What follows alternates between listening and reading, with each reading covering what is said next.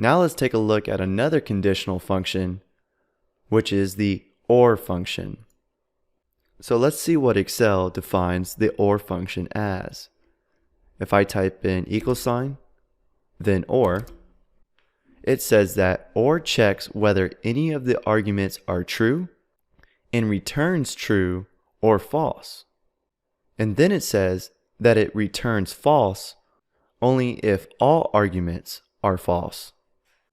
So with the AND function, both of the conditions had to be true in order to return a true value.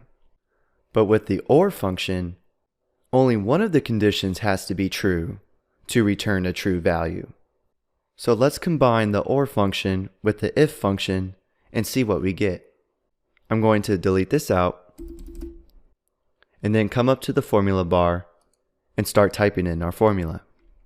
So we got to start with the $, and then if, open parentheses, and the first argument is asking for the logical test, and this is where we're going to place our OR function. So let's type in OR, and then open parentheses.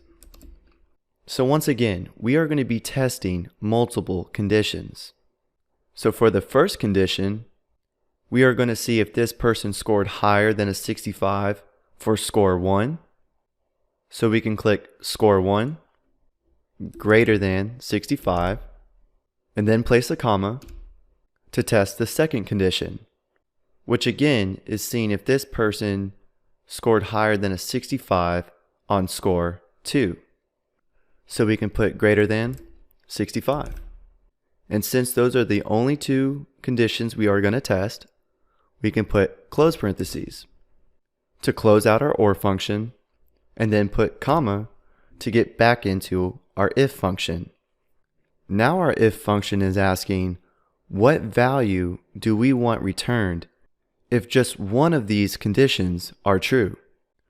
So once again, we can put pass, surrounded by quotes, comma, and then fail if neither of these conditions are true.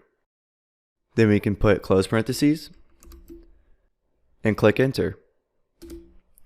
So our formula returned pass because Corey got an 89 for score 1, which is higher than 65, and he got a 77 for score 2, which is higher than 65.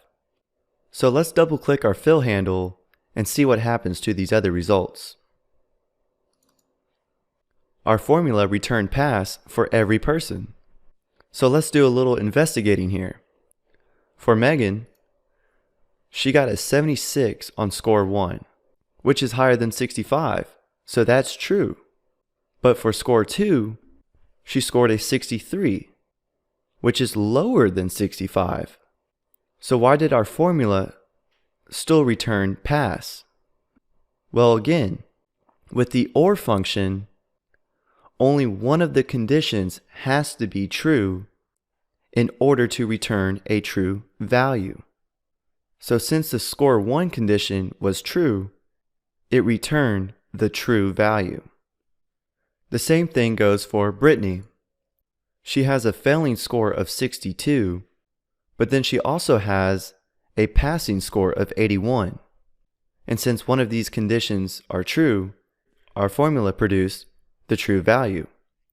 But let's say for score 2, we change this 81 to a failing grade of 60.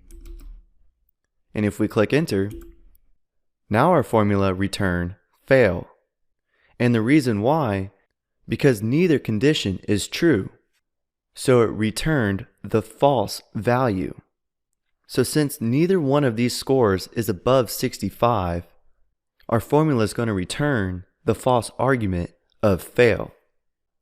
So that's how you can combine the OR function with the IF function.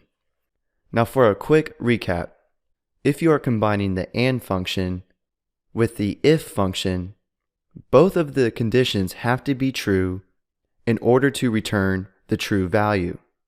So if one of the conditions is false, it will return the false value. But if you are combining the OR function with the IF function, only one of the conditions has to be true in order to return the true value. And if neither of the conditions are true, then it will produce the false value.